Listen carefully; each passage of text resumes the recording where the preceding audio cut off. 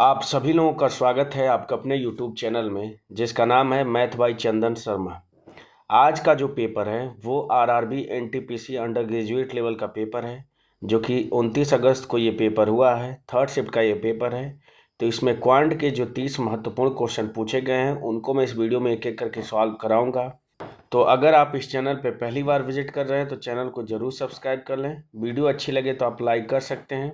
इसके पहले के जितने शिफ्टों में पेपर हुए हैं उन सभी के सॉल्यूशन मैंने चैनल पर अपलोड कर दिया है। अगर आपने ग्रुप डी का फॉर्म भरा है तो वो सभी वीडियो आपके लिए काफ़ी इंपॉर्टेंट होगी, क्योंकि उन सभी वीडियो से आपको बहुत कुछ सीखने को मिलेगा।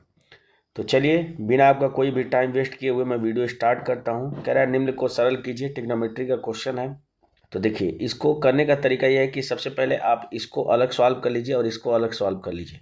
तो देखिए, अगर इसको मैं सॉल्व करता हूँ तो जो कोसेक स्क्वायर फाई है ऊपर चला जाएगा, तो दो ब्रैकेट में कितना हो जाएगा, तो साइन स्क्वायर फाई हो जाएगा, और प्लस सेक स्क्वायर फाई ऊपर चला जाएगा तो कॉस स्क्वायर फाई हो जाएगा। और हमें पता है कि sine square phi plus cos square phi इसकी वैल्यू 1 के बराबर हो जाएगी।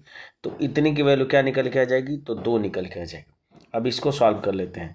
तो देखिए, सेक स्क्वायर फाई है और इंटू कितना है, तो कॉट स्क्वायर फाई है, और माइनस इसको 1/10 स्क्वायर फाई को ऊपर ले जाके क्या लिख सकता हूँ, तो कॉट स्क्वायर फाई लिख सकता हूँ। दोनों में कॉट स्क्वायर फाई कॉमन है, तो यहाँ से अगर कॉट स्क्वायर फाई में कॉमन ले लूँगा तो ये हो जाएगा सेक स्क्वायर फाई और -1 हो जाएगा। और हमें पता है कि सेक स्क्वायर थीटा -1 किसके बराबर होता है, तो ये टेन स्क्वायर थीटा के बराबर होता है। तो यहाँ से ये हो जाएगा cot square phi into tan square phi के बराबर हो जाएगा। और कॉट इंटू टेन का गुणनफल किसके बराबर होता है, तो 1 के। तो यहाँ से इसकी वैल्यू 1 निकल के आ गई, इसकी वैल्यू 2 निकल के आ गई, तो इसका करेक्ट आंसर क्या हो जाएगा, 3 हो जाएगा। बढ़ते हैं अगले क्वेश्चन पे। अगला क्वेश्चन कह रहा है कि पंकज, जूही और सिद्धार्थ ने एक व्यवसाय शुरू करने के लिए क्रमशः 1020, 1740 और 1840 का निवेश किया है। यदि वर्ष के अंत में लाभ के रूप में उनको 1050 रुपये मिलते हैं तो लाभ में सिद्धार्थ का हिस्सा कितना होगा। तो जिस हिसाब से इन्होंने पैसा इन्वेस्ट किया है उसी हिसाब से इनको लाभ में हिस्सा मिलेगा। तो मैं लिख देता हूँ पंकज, जूही और सिद्धार्थ। तो अगर इसको मैं सिंप्लीफाई कर लूँ तो एक जीरो हटा दूंगा तो ये हो जाएगा 102, अनुपात कितना हो जाएगा, तो 174 हो जाएगा, अनुपात 184 हो जाएगा। तो टोटल लाभ कितना हो जाएगा, तो इन तीनों को जोड़ लेता हूँ मैं। तो 4 4 8 और 2 10 को 0 हो जाएगा, 8 7 15 और 1 16 को 6 हो जाएगा, और 3 और 1 4 हो जाएगा। यानी कि टोटल लाभ 460 रुपये का होगा। इसी 460 की वैल्यू क्वेश्चन में दिया कितना है, तो 1050 दिया है। आपसे वैल्यू किसकी पूछ रहा है, तो 184 की वैल्यू पूछ रहा है, तो निकाल दीजिए। तो यहाँ से अगर 1 की वैल्यू निकालता हूँ तो 0 से 0 कैंसिल हो जाएगा। 46 की वैल्यू क्या निकल के आ जाएगी, तो 105 निकल के आ जाएगी। और मैं अगर ध्यान से देखता हूँ तो 46 का अगर मैं 4 गुना करता हूँ तो कितना हो जाएगा, 184 हो जाएगा। इसी की वैल्यू निकालनी है तो बस इधर भी क्या करूँगा, मैं 4 गुना कर दूंगा। तो 5 चौको को 20 हो जाएगा और 4 हो जाएगा, यानी कि 420 इसका क्या हो जाएगा, करेक्ट आंसर हो जाएगा, जो कि ऑप्शन नंबर 1 में दिया हुआ है। बढ़ते हैं अगले क्वेश्चन पे। अगला क्वेश्चन कह रहा है कि एक जिले की जनसंख्या 3,60,000 है, जिसमें से 2,31,000 पुरुष हैं। 66% जो जनसंख्या वो साक्षर है। यदि 66% पुरुष साक्षर हैं तो कितने % महिलाएं साक्षर होंगी। तो सिंपल सा क्वेश्चन है, इसका करेक्ट आंसर क्या हो जाएगा, 66%। इसको हमने बेसिक से करना सिखाया है, क्योंकि देखिए ओवरऑल जो जनसंख्या साक्षर है वो 66% है। अगर पुरुष 66% साक्षर है तो ओवरऑल साक्षर होने के लिए महिलाओं को भी 66% साक्षर होना चाहिए। तो सिंपल सा क्वेश्चन है। बढ़ते हैं अगले क्वेश्चन पे। अगला क्वेश्चन क्या है कि निम्नलिखित का मान ज्ञात करिए। तो सिंप्लीफाई कर दीजिए। तो 10 से भाग करेंगे तो ये 6 बार चला जाएगा, तो यहाँ से हो जाएगा -9 हो जाएगा, -6 हो जाएगा, और -8 में 4 का गुणा करेंगे तो 32 हो जाएगा। जोड़ लीजिए तो 9 और 6 15 हो जाएगा, और 32 में 15 जोड़ेंगे तो 47 इसका करेक्ट आंसर हो जाएगा माइनस का, जो कि ऑप्शन नंबर 3 में दिया हुआ है। बढ़ते हैं अगले क्वेश्चन पे। अगला क्वेश्चन कह रहा है कि ए दो दिए गए स्टेशनों के बीच 20 दिनों में रेलवे ट्रैक बिछा सकता है और बी उसी कार्य को 15 दिनों में कर सकता है। सी की सहायता से उन्होंने यह कार्य 3 दिनों में ही पूरा कर दिया, तो अकेले उस कार्य को सी कितने दिनों में पूरा कर सकता है। तो ए 20 दिनों में कर सकता है, बी जो है वो 15 दिनों में कर सकता है, और सी की सहायता से इसका मतलब ए प्लस बी प्लस सी ये कितने दिनों में, तो 3 दिनों में। तो इन तीनों कैल्शियम कितना हो जाएगा, तो 15 हो जाएगा, और इस 20 में 4 है तो ये 4, यानी कि ये इसका एलसीएम हो जाएगा। तो यहाँ से ए की एफिशिएंसी क्या निकल के आ जाएगी, तो 3 निकल के आ जाएगी। बी की एफिशिएंसी क्या हो जाएगी, 4 हो जाएगी। और ए प्लस बी प्लस सी की एफिशिएंसी क्या निकल के आ जाएगी, तो 20 निकल के आ जाएगी। तो देखिए ए और बी की एक साथ एफिशिएंसी कितनी हो जाएगी, तो 7 हो जाएगी। और अगर इस 20 में से 7 मैं घटा देता हूँ तो जो 13 आएगी वो सी की एफिशिएंसी हो जाएगी। और इस टोटल कार्य को सी से कराना है, यानी 13 से कराना है, तो लगने वाले दिनों की संख्या क्या हो जाएगी, तो 15 चौको 60 बटा 13 इसका करेक्ट आंसर हो जाएगा, जो कि ऑप्शन नंबर किस में दिया हुआ है। तो देख लेते हैं। तो अगर मैं करूं तो ये तो आपका 130 से ऊपर चला जाएगा, ये 13 और 8 ये भी नहीं होगा, ये भी काफ़ी अधिक हो जाएगा। 13 चौको 52 और 8 जोड़ेंगे तो 60 बटा 13 ऑप्शन नंबर 4 में दिया है, तो ये इसका करेक्ट आंसर हो जाएगा। बढ़ते हैं अगले क्वेश्चन पे। अगला क्वेश्चन कह रहा है कि 0.48, 1.20 और 1.68 का एचसीएफ और एलसीएम कितना होगा, ये आपको बताना है। तो हमेशा इस तरह के क्वेश्चन को आप ऑप्शन से करिए, ऑप्शन एलिमिनेट करके करेक्ट आंसर तक पहुंचने का प्रयास करिए। तो देखिए 0.48 और 1.20 और 1.68 इन तीनों को विभाजित करने वाली संख्या एचसीएफ होती है। तो चेक कर लेता हूँ मैं। तो देखिए 0.24 से 0.48 कट जाएगा, पहले दशमलव मैं हटा देता हूँ। तो 24 से 48 कट जाएगा, 24 पचे 120 हो जाएगा और 24 सत्ते 168 हो जाएगा। तो 24 हो जाएगा, तो 12 तो ऐसे ही हट जाएगा, तो ये आंसर नहीं होगा। अब हम एलसीएम पे चेक कर लेते हैं। तो या तो पहला हो सकता है या तो तीसरा हो सकता है। अब अगर मैं ध्यान से देखूं तो 1.68 से 4.80 विभाजित नहीं होगा, तो ये भी ऑप्शन नहीं हो जाएगा। तो इसका करेक्ट आंसर इस हिसाब से एक ही ऑप्शन बच रहा है, ये इसका करेक्ट आंसर हो जाएगा। बढ़ते हैं अगले क्वेश्चन पे। अगला क्वेश्चन कह रहा है कि दो क्रमागत धनात्मक प्राकृतिक संख्याओं का गुणनफल 462 है, दोनों में से बड़ी संख्या ज्ञात करिए। तो अगर बड़ी संख्या 24 है तो छोटी संख्या क्या हो जाएगी, 23 हो जाएगी। गुणा करूंगा मैं तो 23 का स्क्वायर होता है 529 होता है, ठीक है। तो ये तो 462 से वैसे ही अधिक हो गया, तो ये आंसर तो होगा नहीं। 23 अगर है तो छोटी संख्या 22 हो जाएगी, गुणा करेंगे तो लास्ट में 6 आएगा, तो ये भी आंसर नहीं होगा।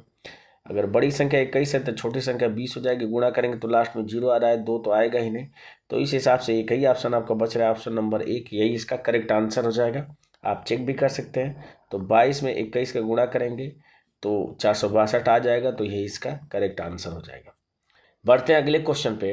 अगला क्वेश्चन कह रहा है कि किसी निश्चित मूलधन पर 2.7% वार्षिक ब्याज दर से 3 से 5/9 वर्ष का साधारण ब्याज 2808 है।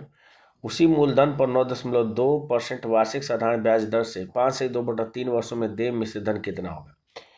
तो अगर मैं मान लेता हूँ कि मूलधन मेरा 100 रुपये है, तो 2.7% रेट के हिसाब से 3 से 5/9 वर्ष का ब्याज कितना हो जाएगा, तो 9 ते 27 और 5 कितना हो जाएगा, तो 32 और बटा 9 हो जाएगा और इंटू 100 हो जाएगा। इसको सिंप्लीफाई करूँगा तो 0 0 कैंसिल हो जाएगा। 9 से कट करूँगा तो 9 ते 27.3 बार चला जाएगा। 32 में गुणा करूँगा तो 3 दूना के 6 हो जाएगा और ये हो जाएगा 3 ते 9 हो जाएगा, यानी कि 9.6। इसकी वैल्यू क्वेश्चन में आपको दिया कितना है कि साधारण ब्याज 2808 प्राप्त होता है, तो ये 9.6 की वैल्यू हो जाएगी। तो यहाँ से मैं मूलधन निकाल देता हूँ, यानी कि 100 की वैल्यू निकाल देता हूँ। तो 1 की वैल्यू कितनी हो जाएगी, तो 2808 हो जाएगा और डिवाइडेड बाय कितना हो जाएगा, तो 9.6 हो जाएगा। तो 100 की वैल्यू निकालने के लिए मैं क्या करूँगा, दोनों साइड 100 का गुणा कर दूंगा, तो ये मेरा मूलधन निकल के आ जाएगा। ठीक है, सिंप्लीफाई कर लेता हूँ इसको। तो 8 से कट कर लेता हूँ तो 8 एकम में 8 हो जाएगा, 8 दूना के 16 हो जाएगा। इसको करूँगा तो 8 तिया 24 हो जाएगा, 4 40 हो जाएगा, 8 पचे 40, 8 एकम में 8 हो जाएगा। 3 से कट कर लेता हूँ, 3 चौको 12 हो जाएगा और ये 3 एकम में 3 हो जाएगा, 17 तिया 51 हो जाएगा, यानी कि 117 हो जाएगा। और 4 से कट करूँगा तो ये कितनी बार चला जाएगा, तो 25 बार चला जाएगा। तो यहाँ से वैल्यू क्या निकल के आ जाएगी, तो 117 इंटू 25, और ये नीचे वाले को दशमलव को हटाने के लिए मैं क्या करूँगा, ऊपर 10 से गुणा कर दूंगा, तो ये हमारा मूलधन निकल के आ जाएगा। अब इसी मूलधन पर दोबारा कितना कह रहा है कि रेट कितना होना चाहिए, तो 9.2% रेट होना चाहिए। और कितने वर्षों बाद, तो 5 से ही 2/3, यानी कि 5 से 15 और 2 17/3 हो जाएगा और इंटू 100 हो जाएगा। ब्याज निकाल देते हैं और इसी मूलधन में जोड़ देंगे तो मिश्रधन निकल के आ जाएगा। तो देखिए 0 से 0 कैंसिल हो जाएगा। 5 से कट करूँगा तो 2 हो जाएगा, 5 पचे 25 हो जाएगा। 2 से कट कर लूँगा तो 2 चौको 8 हो जाएगा और 2 छके 12 हो जाएगा। 3 से कट कर लूँगा तो 3 ते 9 हो जाएगा और 2 27, 3 9 27 हो जाएगा, यानी कि ये ऊपर वाली वैल्यू क्या हो जाएगी, तो 39 गुणे 5 और गुणे 4.6 हो जाएगा और इंटू 17 हो जाएगा। अब मुझे क्या करना है कि इसका गुणा करके जो वैल्यू आएगी उसको इसमें जोड़ देंगे तो हमारा मिश्र धन प्राप्त होगा। लेकिन एक और तरीका इसको सॉल्व करने का, मुझे दिख रहा है साफ साफ कि इसमें भी 39 आ रहा है और 117 को जब सिंप्लीफाई करूंगा तो 39 आएगा, यानी कि जो भी आपका आंसर आएगा वो 3 और 13 दोनों से विभाजित होना चाहिए। तो 3 से चेक कर लेता हूँ पहले। तो 4 3 12 8 2 10, ये 3 से विभाजित नहीं होगा तो ये आंसर नहीं होगा। 4 3 12 9 9, ये 3 से विभाजित हो सकता है तो ये आंसर हो सकता है। 4 4 8 4 3 12 5 1 6, ये भी 3 से विभाजित हो जाएगा तो ये भी हो सकता है। 4 3 12 9 8, ये 3 से विभाजित नहीं होगा तो ये आंसर नहीं होगा, यानी कि या तो दूसरा हो सकता है या तो तीसरा हो सकता है। अब 13 से मैं चेक कर लेता हूँ, तो तीसरे वाले ऑप्शन को चेक कर लेता हूँ। तो 13 3 39 हो जाएगा, 5 हो जाएगा 55 हो जाएगा, 13 चौको 52 हो जाएगा, 3 31 हो जाएगा, 13 दूना के 26 हो जाएगा, 5 हो जाएगा 54 हो जाएगा। 54 आपका 13 से विभाजित नहीं होगा तो ये आंसर नहीं होगा।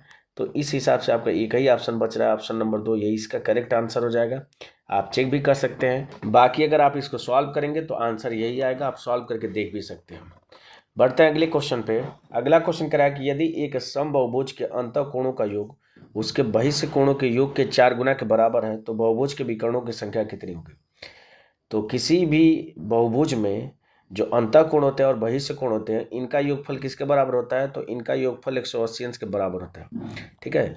और यहाँ से अगर x और y का अनुपात निकालूं तो बहिष्ठ कोण का 4 गुना है, यानी कि अगर बहिष्ठ कोण 1 है तो अंतःकोण क्या हो जाएगा, 4 हो जाएगा, यानी कि 4:1 हो जाएगा। दोनों को जोड़ूंगा तो 5 हो जाएगा। इस 5 की वैल्यू किसके बराबर होनी चाहिए, 180 के। तो यहाँ से बहिष्ठ कोण निकाल देता हूँ, तो 5 से कट करूंगा तो 5 3 15 हो जाएगा, 3 30 हो जाएगा, 6 बार चला जाएगा, यानी कि बहिष्ठ कोण कितना निकल के आ गया, 36 निकल के आ गया। और जैसे ही बहिष्ठ कोण 36 निकल के आ गया, भुजा n बराबर क्या हो जाएगा, तो 360 और बटा बहिष्ठ कोण यानी कि 36 से भाग कर दूंगा तो n की वैल्यू 10 निकल के आ जाएगी। और जैसे ही n की वैल्यू 10 निकल के आ जाएगी, विकर्णों की संख्या के लिए फॉर्मूला क्या होता है, तो n ब्रैकेट में n-3 और डिवाइडेड बाई 2 होता है। वैल्यू रख दूंगा तो 10 इंटू 10 में से 3 जाएगा 7 हो जाएगा, डिवाइडेड बाई 2 हो जाएगा। 2 से कट करूंगा तो 5 बार चला जाएगा, 7 में 5 का गुणा करूंगा तो 35 इसका करेक्ट आंसर हो जाएगा। बढ़ते हैं अगले क्वेश्चन पे। अगला क्वेश्चन कह रहा है कि एक बल्लेबाज 23 मैचों में बनाए गए औसतन जो रन है वो 44 है। अगले 10 मैचों में बल्लेबाज ने औसतन 13 रन बनाए, तो सभी 33 मैचों में उसके द्वारा बनाए गए औसत रन कितने हैं। तो 23 मैचों में किस औसत से रन बनाता है, तो 44 की। अगले 10 मैचों में 13 के औसत से रन बनाता है। तो मैं वेटेज एवरेज का फार्मूला लगा देता हूँ। तो चूंकि सारे आंसर 30 के आसपास हैं तो मैं मान लेता हूँ कि एवरेज जो है वो 30 है। तो 44 30 से कितना अधिक है, तो 14 अधिक है। कितने पे, तो 23 पे। तो 14 इंटू 23 ये अधिक हो जाएगा। और ये कितना कम है, तो 17 कम है। कितने पे, तो 10 पे। तो 170 की कमी हो जाएगी।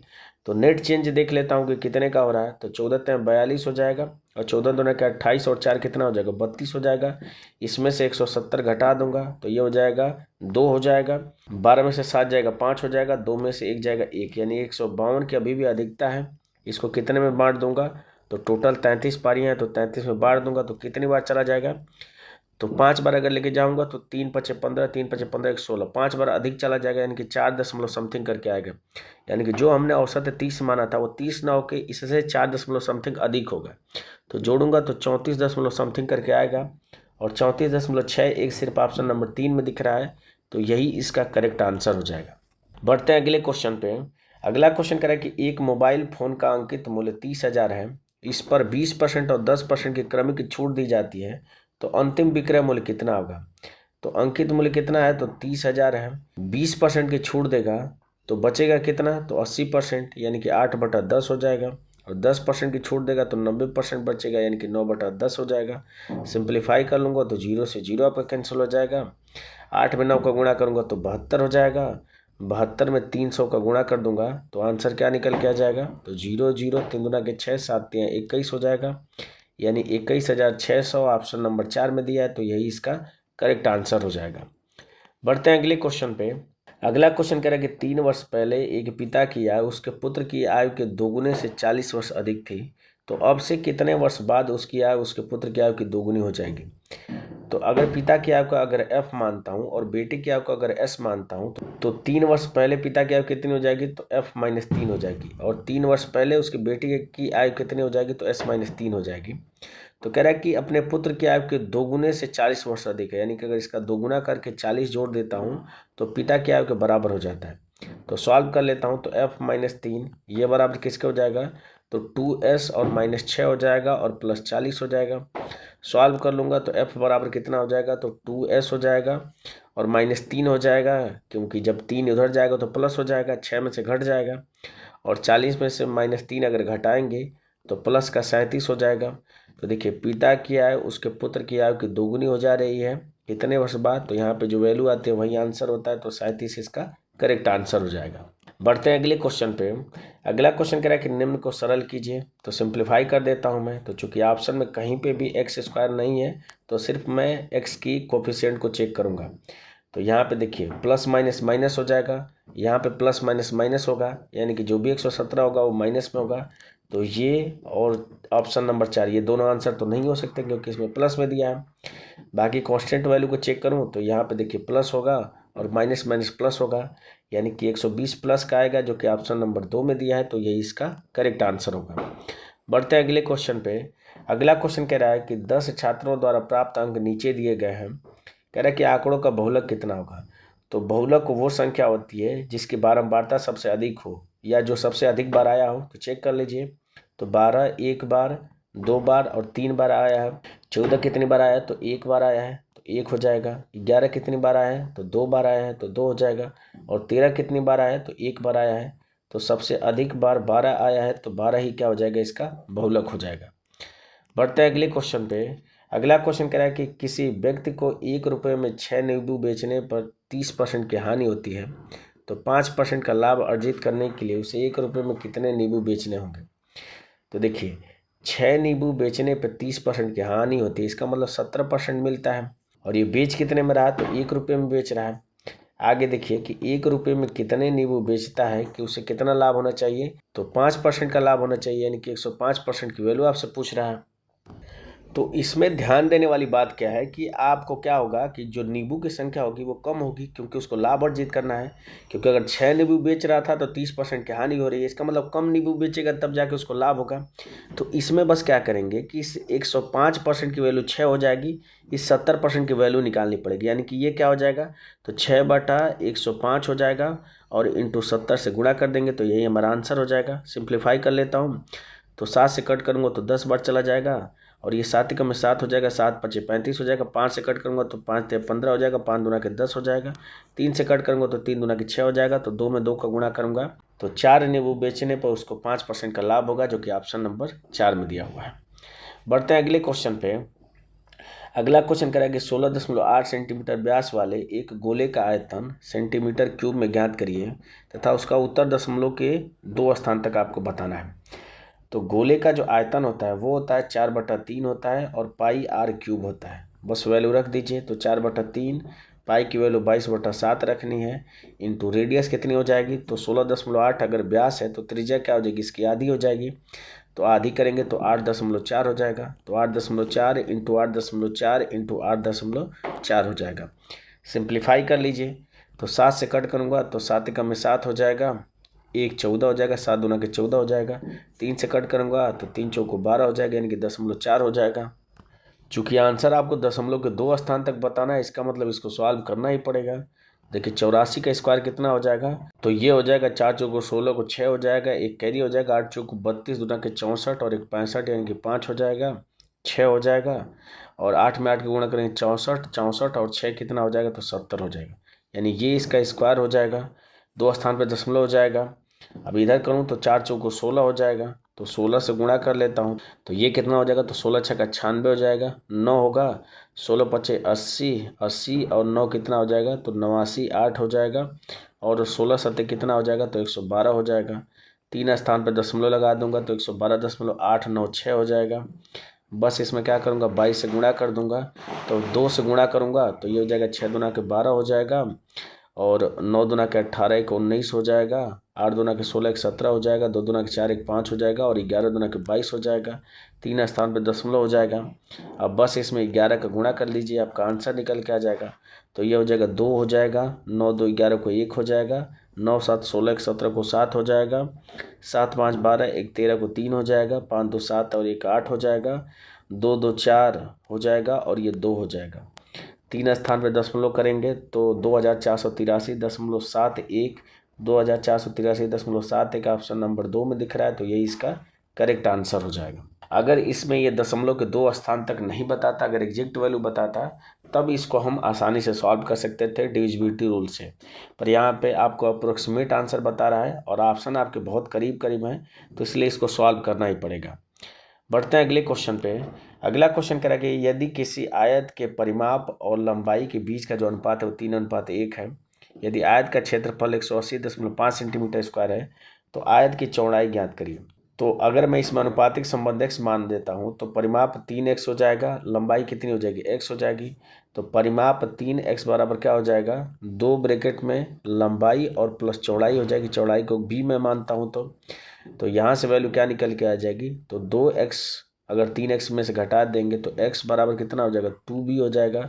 तो b की वैल्यू क्या निकल के आ जाएगी, तो x/2 निकल के आ जाएगी। क्षेत्रफल आपको दिया है कि 180.5 है, तो क्षेत्रफल अगर निकालूंगा तो लंबाई इंटू चौड़ाई हो जाएगा, ये बराबर किसके हो जाएगा, तो 180.5 के बराबर हो जाएगा। तो यहाँ से अगर इस 2 का इधर गुणा कर लेता हूँ तो एक्स स्क्वायर की वैल्यू कितनी हो जाएगी, तो 5 दूना के 10 हो जाएगा, 1 हो जाएगा, और 18 दूना के 36 यानी कि 361 हो जाएगा। और 361 हमें पता है कि 19 का स्क्वायर होता है, तो एक्स की वैल्यू क्या हो जाएगी, 19 हो जाएगी। आपसे इसकी चौड़ाई पूछ रहा है, यानी कि इसका क्या हो जाएगा, आधा हो जाएगा, क्योंकि चौड़ाई x/2 है। तो 19 का आधा करेंगे तो 9.5 हो जाएगा, जो कि ऑप्शन नंबर 2 में दिया हुआ है। बढ़ते हैं अगले क्वेश्चन पे। अगला क्वेश्चन कह रहा है कि निम्नलिखित में से कौन सी संख्या है, ये जो संख्या दी है को विभाजित करती है। तो इसके लास्ट में 7 है, तो ये तो ना तो 8 से विभाजित होगा ना तो 10 से होगा। अब 3 और 13 में से 3 से चेक करना आसान है, तो चेक कर लेता हूँ। तो 6 3 से कट जाएगा, 3 भी कट जाएगा, 6 भी 3 से कट जाएगा, 7 5 12 भी 3 से कट जाएगा, तो ये पूरी संख्या 3 से विभाजित हो जाएगी। बढ़ते हैं अगले क्वेश्चन पे। अगला क्वेश्चन कह रहा है कि 8 पुरुष किसी कार्य को 5 दिनों में पूरा कर सकते हैं, जबकि 8 महिलाएं इसे 15 दिनों में पूरा कर सकती हैं। तो यहाँ से मेल और फीमेल की एफिशिएंसी निकाल देता हूँ। तो ये 5 दिनों में कर सकते हैं, और महिलाएं कितने दिनों में कर दे रही हैं, तो 15 दिनों में कर दे रही हैं। तो देखिए 8 से 8 कट जाएगा, 5 से कट करेंगे तो ये 3 बार चला जाएगा। तो मेल और फीमेल की एफिशिएंसी का रेशियो क्या निकल के आ जाएगा, तो 3:1 निकल के आ जाएगा। तो टोटल वर्क निकाल देता हूँ मैं, तो 8 × 3 × 5 ये टोटल वर्क हो जाएगा। इस टोटल वर्क को कराना किससे है, तो 3 महिलाओं और 4 पुरुष से। तो महिला की एफिशिएंसी 1 है, तो 3 महिला की एफिशिएंसी 3 हो जाएगी। पुरुष की एफिशिएंसी 3 है, तो 4 पुरुष की एफिशिएंसी कितनी हो जाएगी, 12 हो जाएगी। 12 में 3 जोड़ूंगा तो 15। 15 एफिशिएंसी से इस टोटल कार्य को कराने में कितना समय लगेगा, तो 8 दिन लगेंगे, जो कि ऑप्शन नंबर किस में दिया हुआ है, 4 में दिया हुआ है। बढ़ते हैं अगले क्वेश्चन पे। अगला क्वेश्चन कह रहा है कि 2 संख्याओं का मौसप और लौसप क्रमशः 4 और 3360 है।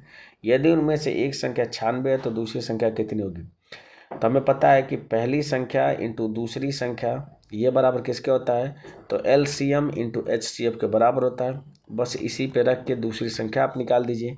तो 4 से कट करूँगा तो 4 दूना के 8, 1 16, 24 बार चला जाएगा।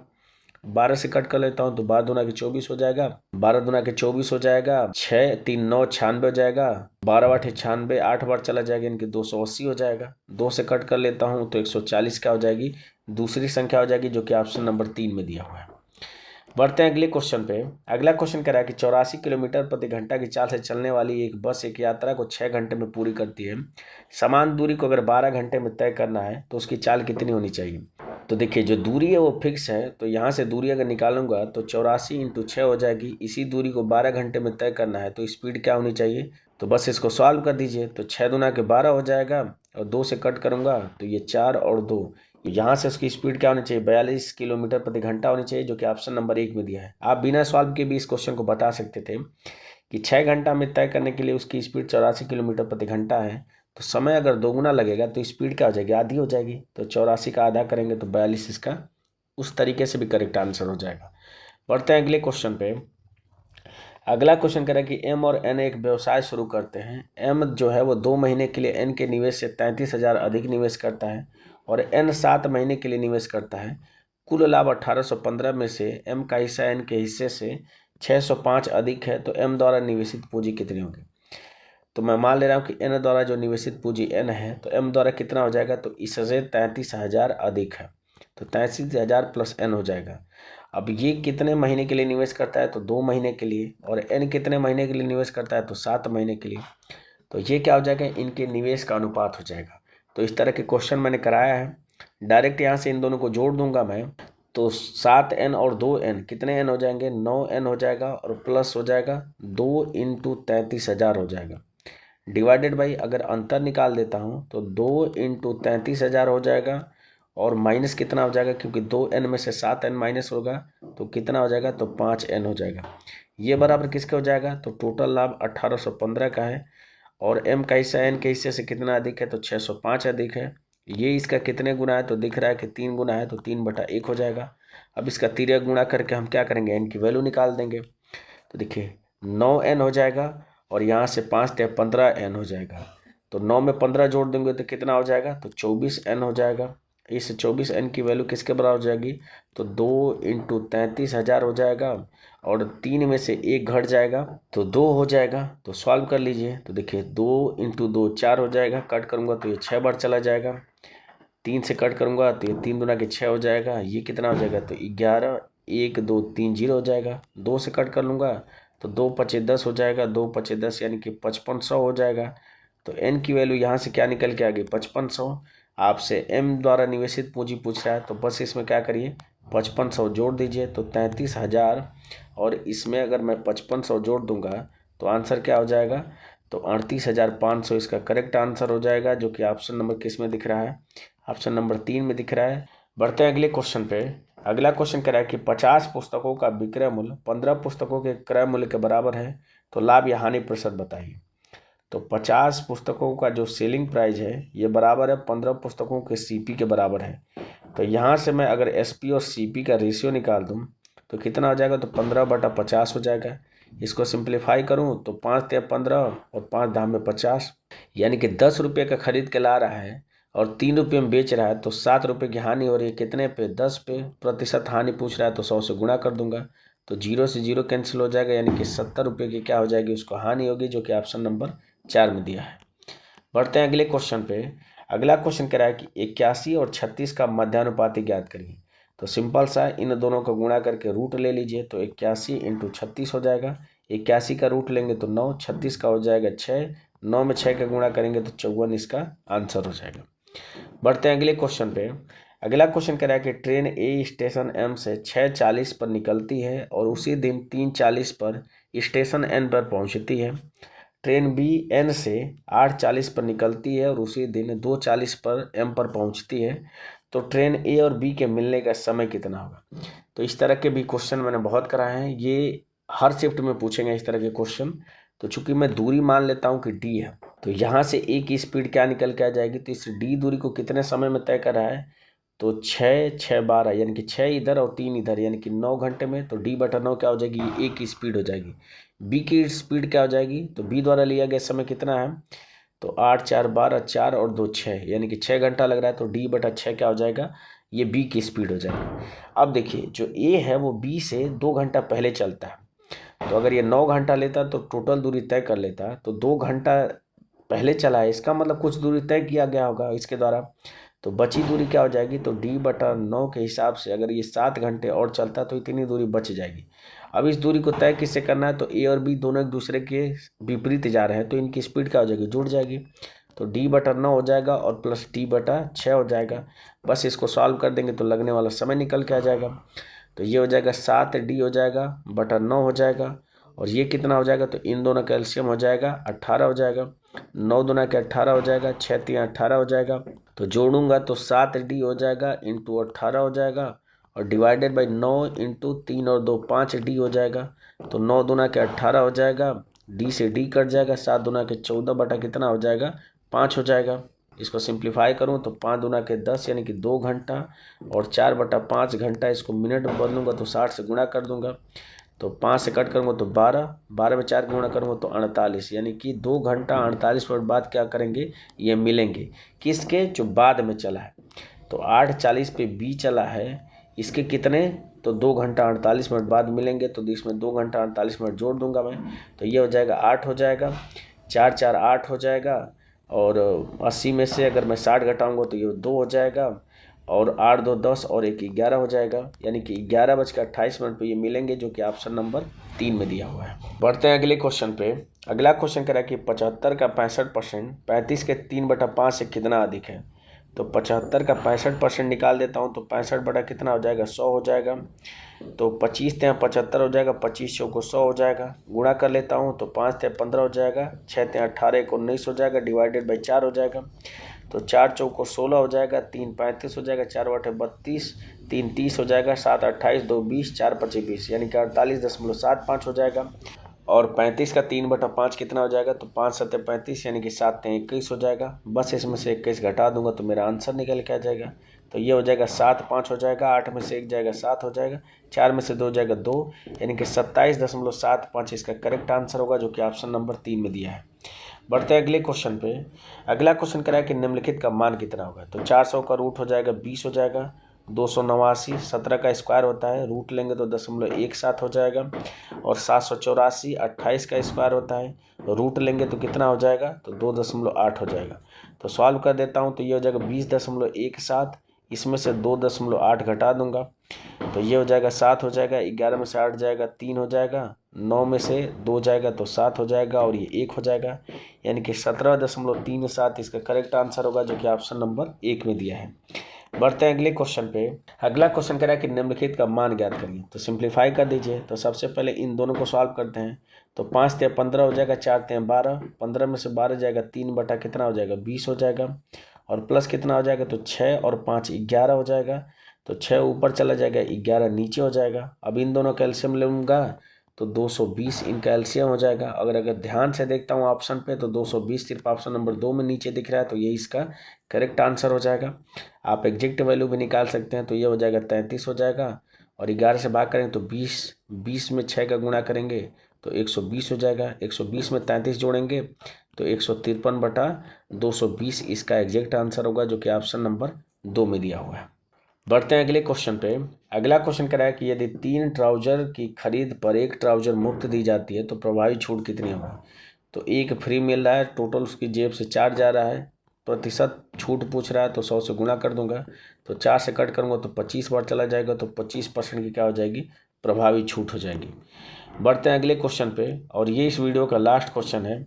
क्वेश्चन कह रहा है कि सपना ने 20,300 की धनराशि में से आंशिक धनराशि 5% वार्षिक साधारण ब्याज की दर पर और आंशिक धनराशि 9% वार्षिक साधारण ब्याज की दर पर निवेश की। यदि वह 7 वर्षों के बाद दोनों निवेशों से बराबर ब्याज अर्जित करती है तो 5% वार्षिक साधारण ब्याज पर निवेशित की गई धनराशि कितनी होगी। तो यहाँ से इस तरह के क्वेश्चन मैंने बहुत कराए हैं, यहाँ से मैं डायरेक्ट वैल्यू नहीं लिखूंगा। तो अगर मैं मानता हूँ कि जो x है वो 5% पर निवेशित राशि है और जो y है वो 9% पर निवेशित राशि है, तो चूंकि समय है वो फिक्स है, 7 वर्ष दोनों में बराबर है और ब्याज भी बराबर मिल रहा है, इसका मतलब यहाँ से इनकी राशि का अनुपात कितना हो जाएगा, तो बस इस रेट को बदल दूंगा, यानी कि x का क्या हो जाएगा 9 हो जाएगा और y का 5 हो जाएगा। तो 9/5 क्या हो जाएगा, इनकी राशि में अनुपात हो जाएगा। तो जोड़ूंगा तो 9 5 14 हो जाएगा। इस 14 की वैल्यू क्वेश्चन में दिया कितना है, तो 20,300 दिया है। आपसे वैल्यू किसकी पूछ रहा है, तो 5% में निवेशित राशि x है, x का मान 9 माना है, तो 9 की वैल्यू आपको बतानी है। तो यहाँ से मैं 1 की वैल्यू निकाल देता हूँ, तो 1 की वैल्यू कितनी हो जाएगी, तो 20,300 डिवाइडेड बाई 14 हो जाएगी। आपसे 9 की वैल्यू पूछ रहा है, तो बस क्या करिए 20,300 हो जाएगा डिवाइडेड बाई 14 और इंटू कितना हो जाएगा 9 हो जाएगा। इस नीचे 14 में कोई भी 9 का फैक्टर नहीं है, तो जो भी आपका आंसर होगा वो 9 से विभाजित होना चाहिए। तो 9 हो जाएगा, 4 3 7 1 8, ये 9 से नहीं विभाजित होगा तो ये आंसर नहीं होगा। 5 हो जाएगा, 5 3 8 1 9, 2 बच जा रहा है तो ये भी 9 से विभाजित नहीं होगा। 5 3 8 1 9, 1 बच जा रहा है तो ये भी नहीं आंसर होगा। तो इस हिसाब से ऑप्शन नंबर 4 इसका करेक्ट आंसर हो जाएगा। आप चेक भी कर सकते हैं। तो 5 3 8 1 9 बिल्कुल ये 9 से विभाजित है, तो इसका करेक्ट आंसर क्या हो जाएगा, ऑप्शन नंबर 4 हो जाएगा। तो इस तरीके से RRB NTPC under graduate level का जो पेपर हुआ था 29 अगस्त को 3rd शिफ्ट में, उसमें क्वांट के जो 30 महत्वपूर्ण क्वेश्चन पूछे गए थे उनको मैंने इस वीडियो में एक एक करके सॉल्व करा दिया है। मुझे उम्मीद है कि वीडियो आपको अच्छी लगी होगी, इन्फॉर्मेटिव लगी होगी। अगर वीडियो अच्छी लगी हो तो लाइक ज़रूर करें। अगर आप इस चैनल पर पहली बार विजिट कर रहे हैं तो चैनल को जरूर सब्सक्राइब कर लें। वीडियो में अंत तक बने रहने के लिए आपका धन्यवाद। मिलते हैं आपसे अगले पेपर में अगली वीडियो के साथ, तब तक के लिए जय हिंद और बाय।